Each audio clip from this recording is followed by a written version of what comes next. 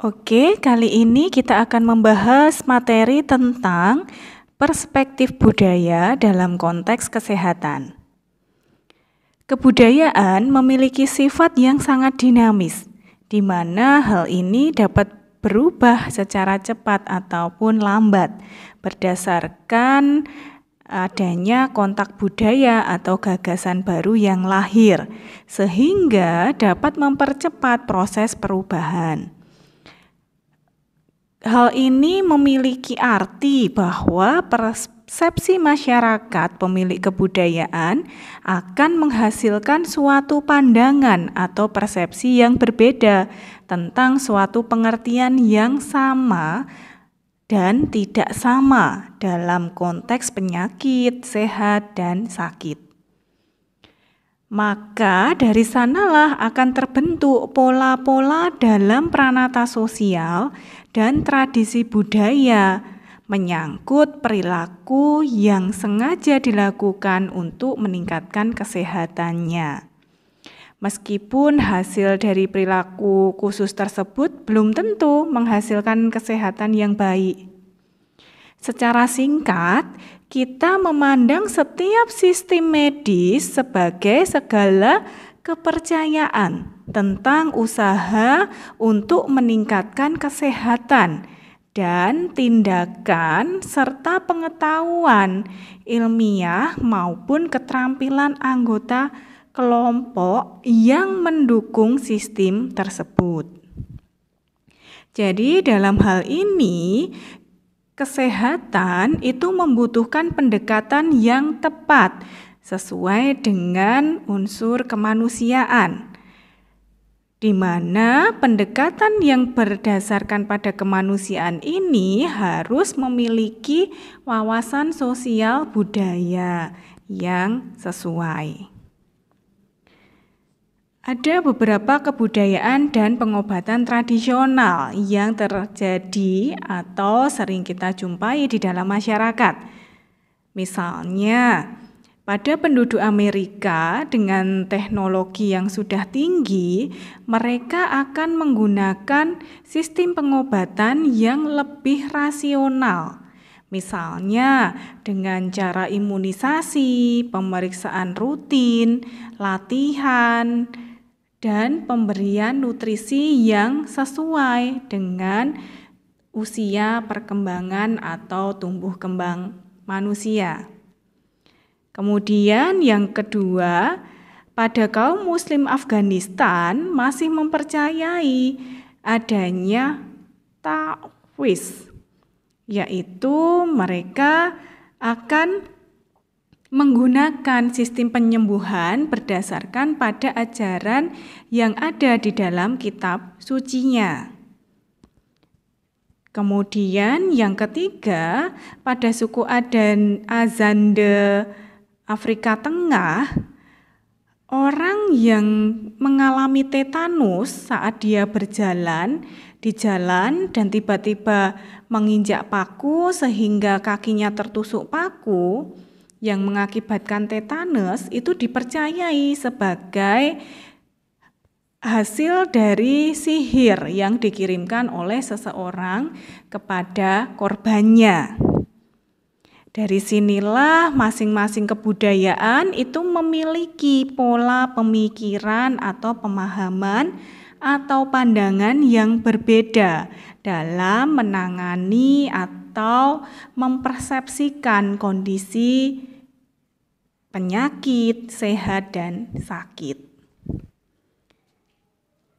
Adapun konsep kesehatan, tentang konsep sehat, sakit menurut budaya masyarakat, ini akan ada beberapa macam pemahamannya. Merujuk pada Undang-Undang Nomor 23 Tahun 1992 tentang kesehatan, di sana dinyatakan bahwa kesehatan adalah keadaan sejahtera dari badan, jiwa, dan sosial yang memungkinkan hidup itu menjadi produktif secara sosial dan ekonomi. Sedangkan kalau kita merujuk pada pengertian sehat menurut WHO, di sana menyatakan bahwa suatu keadaan sehat itu merupakan suatu keadaan yang sempurna, baik jasmani, rohani, maupun kesejahteraan sosial seseorang dalam kehidupannya.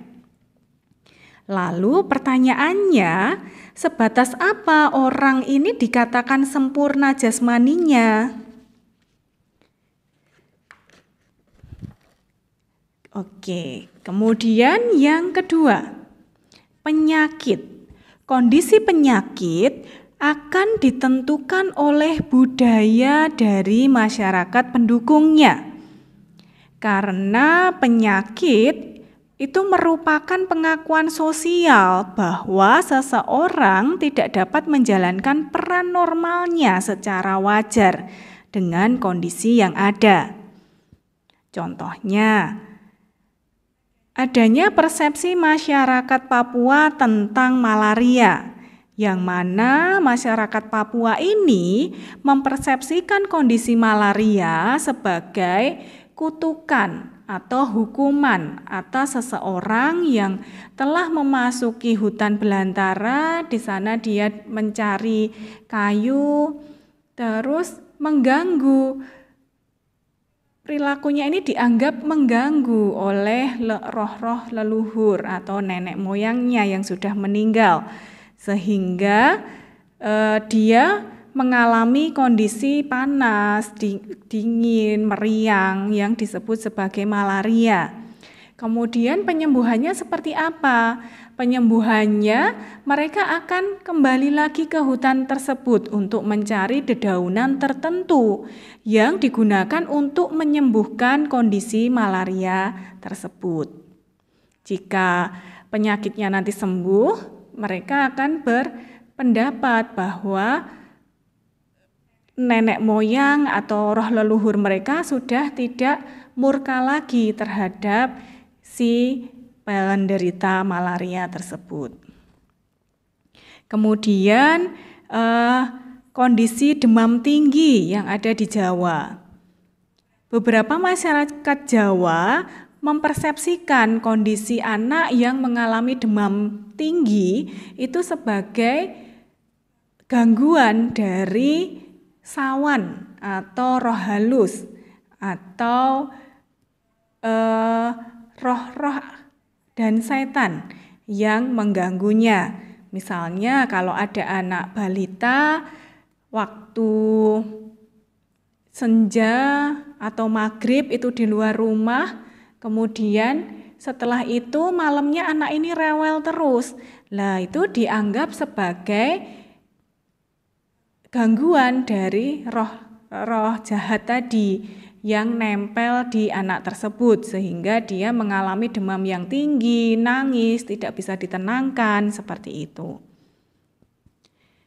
Adapun persepsi masyarakat tentang sakit itu merupakan keadaan individu yang mengalami serangkaian gangguan fisik, yang mana gangguan ini akan menimbulkan rasa tidak nyaman.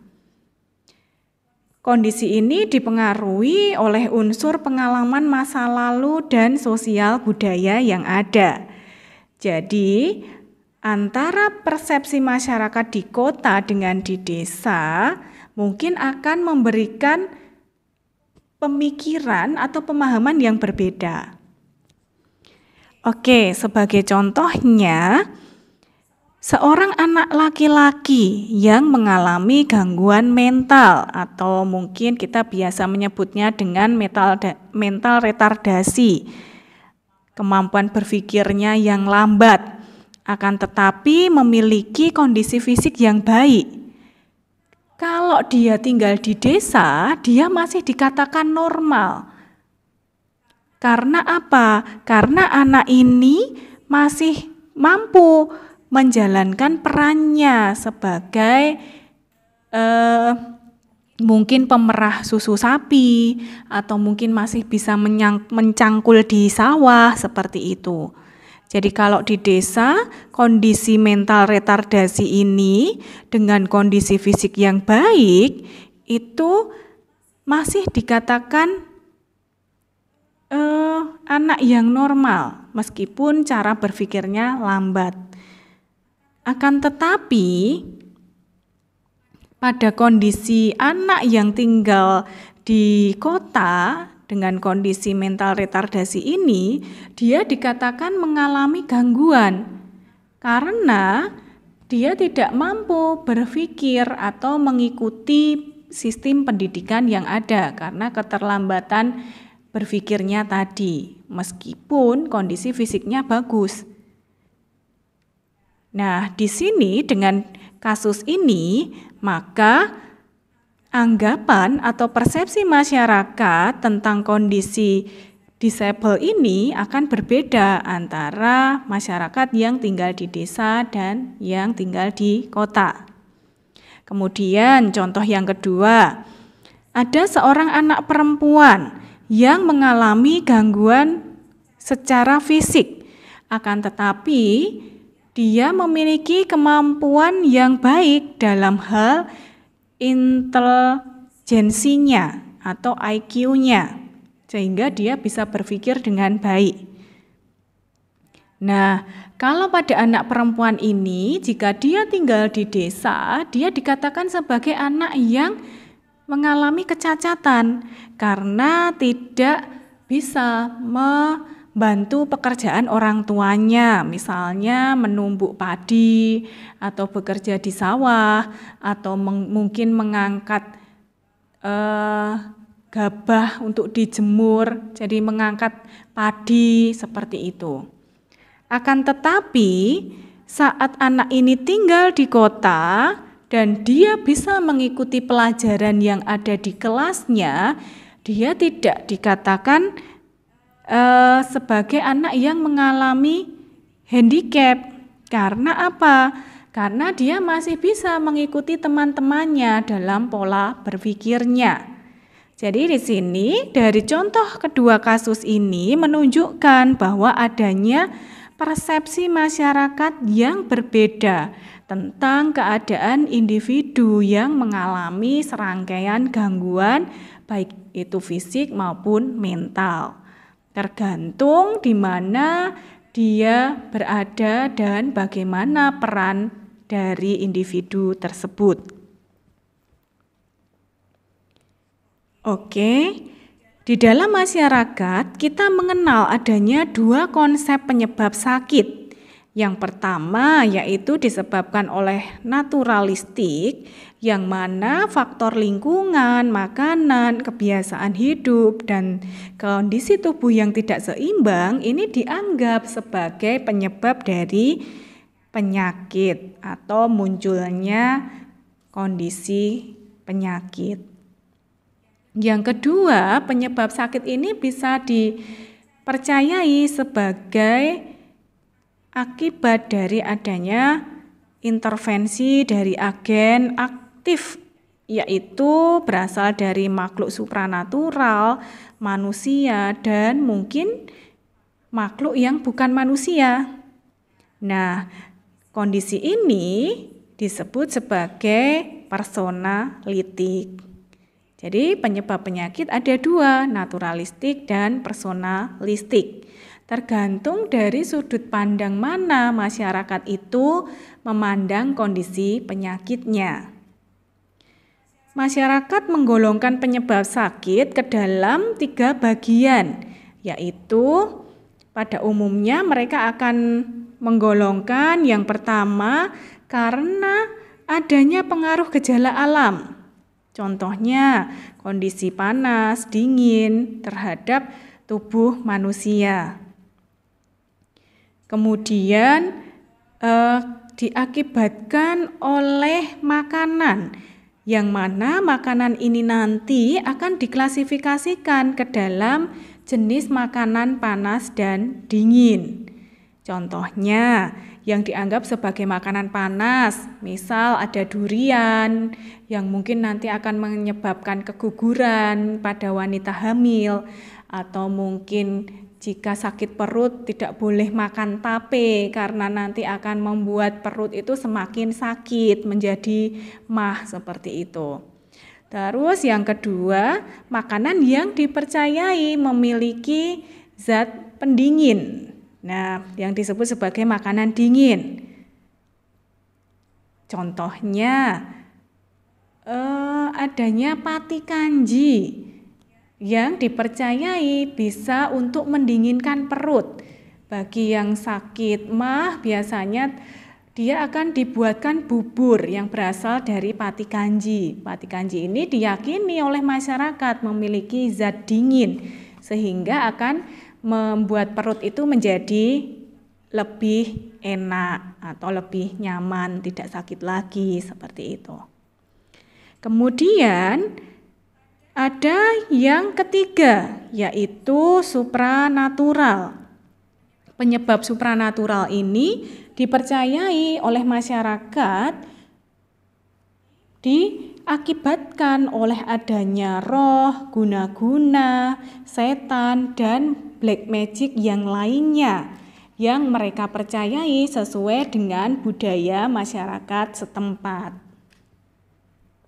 Oke, dengan adanya perbedaan persepsi yang ada di masyarakat tadi, maka bagaimana kompetensi pelayanan kesehatan antar budaya?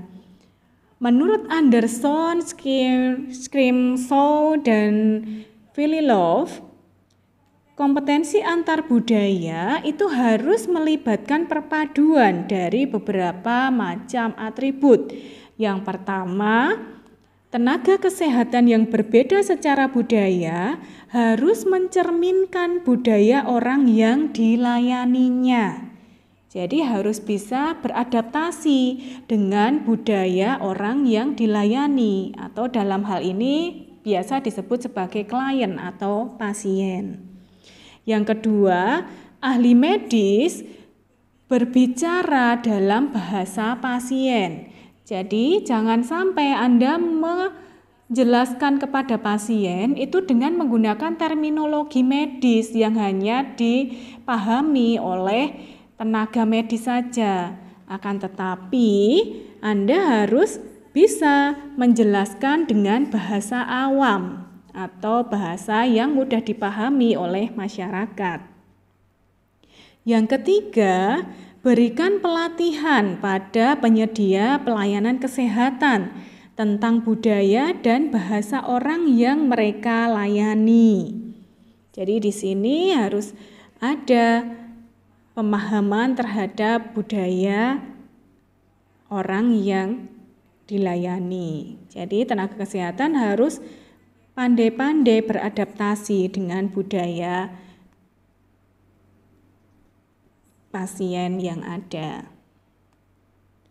Kemudian yang keempat, pelayanan kesehatan sesuai dengan norma budaya setempat.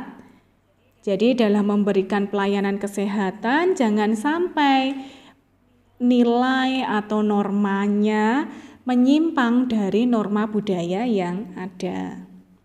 Kemudian yang terakhir, situasi pelayanan kesehatan yang spesifik secara budaya. Jadi di sini diharapkan memberikan pelayanan kesehatan yang spesifik sesuai dengan budaya yang ada. Kemudian bagaimana cara mengembangkan kompetensi antar budaya? Untuk dapat mengembangkan kompetensi antar budaya, maka hal yang pertama kali harus kita miliki yaitu mengetahui budaya sendiri dulu. Anda ketahui dulu budaya Anda sendiri seperti apa. Kemudian yang kedua, membekali diri dengan pengetahuan tentang subkultur yang ada. Dalam hal ini, pelayanan kesehatan yang bisa memuaskan klien atau bersifat excellent, jadi pelayanannya itu sangat bagus, itu pelayanan yang seperti apa? Pelayanan kesehatan yang excellent itu adalah pelayanan yang dalam melayani pasien, tenaga kesehatan mampu menghargai kepercayaan pasien mengenai penyebab penyakit, pengobatan, dan cara pencegahannya. Jadi dalam hal ini Anda harus bisa menghargai kepercayaan tentang budaya penyakit yang ada pada pasien. Kemudian, strategi komunikasi pelayanan kesehatan itu seperti apa? Apa saja yang menjadi halangan dalam komunikasi antara pasien dengan tenaga kesehatan? Dalam hal ini, ada 8 halangan komunikasi yang biasa terjadi antara tenaga kesehatan dengan orang yang dilayaninya. Menurut Luckman, yang pertama adalah kurangnya pengetahuan tentang latar belakang dan kepercayaan pasien. Jadi di sini tenaga kesehatan itu kurang memahami latar belakang dan budaya serta kepercayaan pasien. Kemudian yang kedua, adanya rasa ketakutan dan ketidakpercayaan pasien terhadap tenaga kesehatan yang memberikan pelayanan.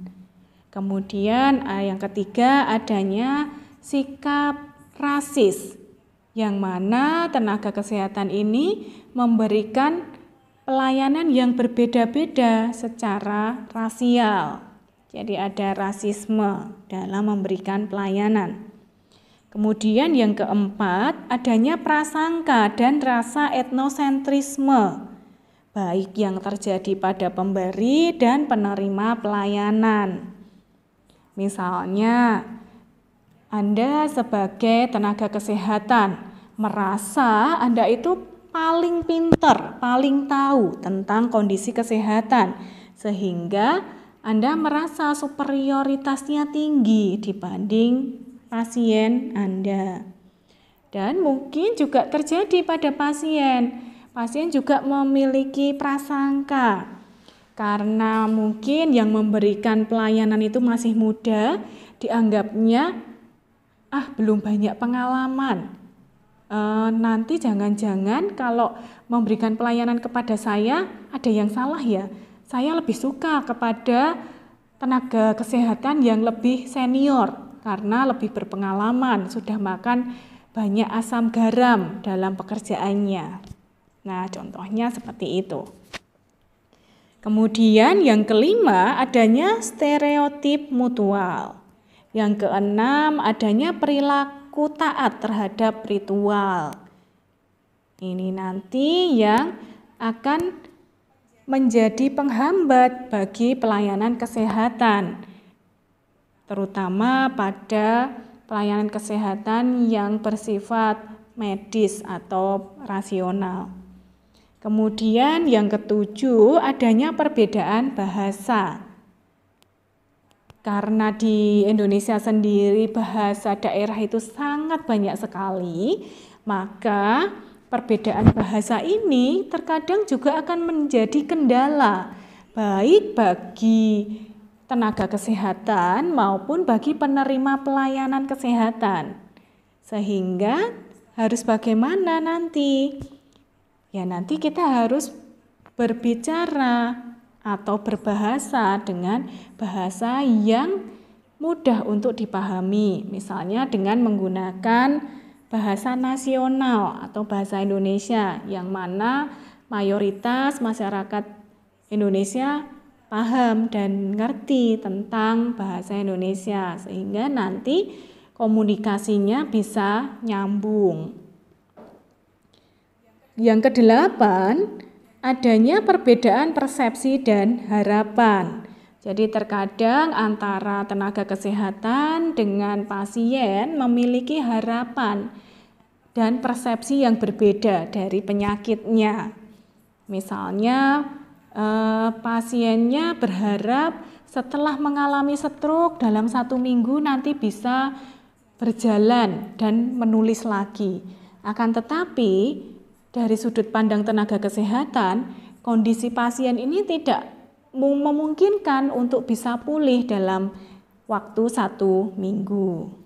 Nah, seperti ini nanti perlu adanya komunikasi, edukasi kepada pasien tentang kondisi penyakitnya, prognosisnya, tindakan apa yang sesuai dalam proses penyembuhan, dan lain sebagainya.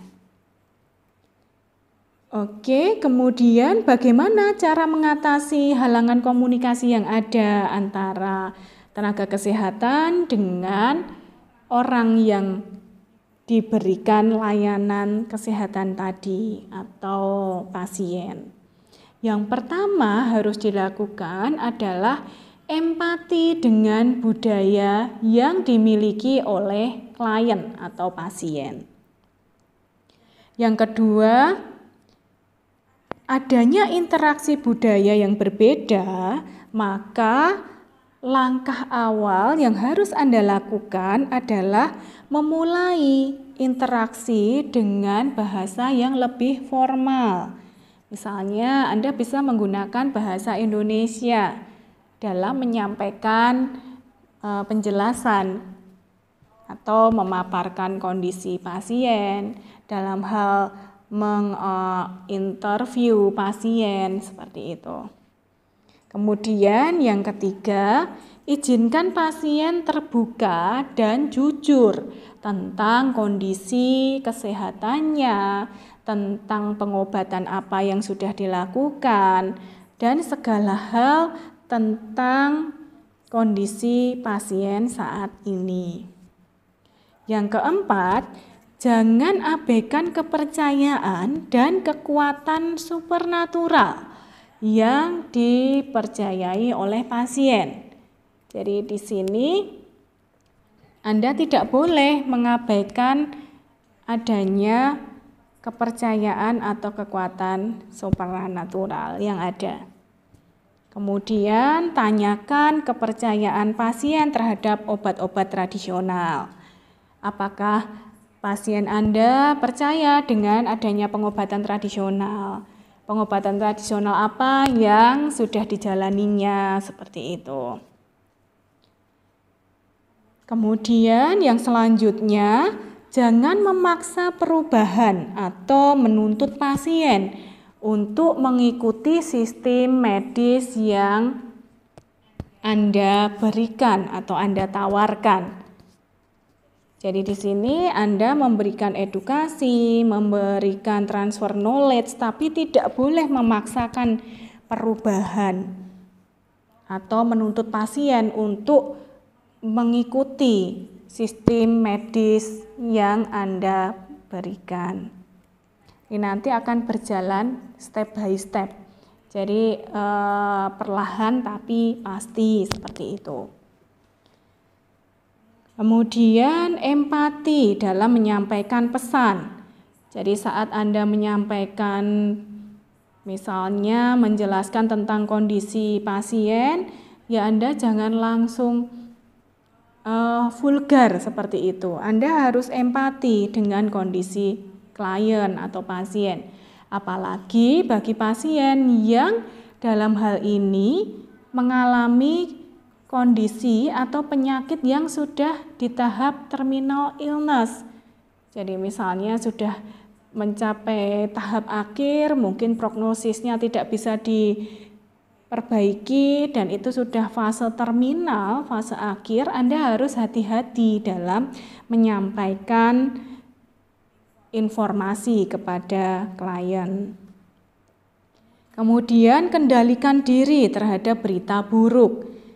Jangan cepat mempercayai informasi yang belum jelas kebenarannya. Jadi misalnya Anda diberikan informasi bahwa si A, hati-hati loh kalau si A itu menderita COVID. Jangan serta-merta Anda langsung mempercayai berita tersebut. Anda harus cari dulu kebenaran dari informasi yang ada. Kemudian, ikuti gaya komunikasi pasien. Jadi di sini Anda harus luas, harus bisa bersikap fleksibel dalam memberikan pelayanan, menyesuaikan pola interaksi atau komunikasi dengan pasien atau klien Anda. Kalau misalnya Anda menangani klien anak-anak, ya Anda bisa berperan seperti anak-anak. Tapi kalau misalnya Anda menangani usianya remaja, mungkin sepantaran, sebaya dengan Anda, boleh saja Anda menggunakan bahasa gaul atau bahasa prokem yang baru ngetren, misalnya seperti itu. Terus kalau misalnya menangani pasien yang sudah lansia, ya Anda harus tetap memperhatikan tata krama, kesopanan, pilihan kata, seperti itu. Jadi di sini menyesuaikan komunikasi dengan lawan bicara atau pasien Anda. Kemudian yang terakhir, gunakan metode LEARN, yaitu listen, explain, acknowledge, recommend, dan negotiation. Oke, materi kita hari ini sampai di sini. Selamat belajar.